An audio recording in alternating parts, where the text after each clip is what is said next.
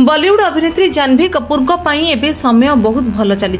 South cinema जगत में गोटे पर गोटे सुपरहिट फिल्म दे से एबे सेठाकार प्रथम पसंद पलटिछंती। निकटरे मुक्तिलाभ करथिबा बुची बाबू निर्देशित चलचित्र पेदी रे जानवी चरित्र को नहीं अनेक विवाद देखा देथिले मध्य एही फिल्मटी तांको क्यारियर पई सबुठारु बड़ टर्निंग पॉइंट साब्यस्त होईछि। खाली सेतिकी नुहे एही फिल्म पई से एमिति एक पारिश्रमिक नैछंती जहा सुनिले आपण भी आश्चर्य होइछबे। सुपरस्टार रामचरण को सह फिल्म पेदी रे स्क्रीन शेयर करी जानवी कपूर तांको क्यारियर सबुठारु बड़ चेक पाइछंती। मिलिथिबा सूचना अनुसार एही फिल्म रे मुख्य अभिनेत्री भाबे काम करिबा पई जानवी पूरा 8 कोटी टंका दाबी करथिले। जानवी को क्यारियर रे एहा हेउछि सबुठारु अधिक पारिश्रमिक।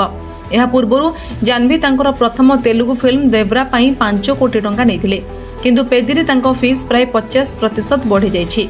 बैक टू बैक दुईटी जाक तेलुगु फिल्म देवरा एवं पेदी सुपरहिट हेबा परे साउथ फिल्म इंडस्ट्री जानवी को एबे लकी चार्म बोली कहा जाउछि, कारण तेलुगु सिनेमा रे तांकर सफलता हार एबे 100% रहिछि। पेदीर एही बड़ सफलता परे जानवी पाखक एबे तेलुगु सिनेमा रु अनेक ऑफर आसुछि। खूब शीघ्र से स्टाइलिश स्टार अल्लू अर्जुन को सह प्रसिद्ध निर्देशक आटली को आगामी चलचित्र राकारे नजर आसिबे। सेपरी बॉलीवुड रे मध्य टाइगर सर्फ एवं लक्ष्य को सह तांकर आगामी फिल्म लग्जा गले आसिबाकु जाउछि। पेदीर चलचित्र तेलुगु बॉक्स ऑफिस रे एक बड़ सफलता पाइथिबा बेले एहार हिंदी संस्करण किंतु दर्शकों मन जितबारे विफल होइछि।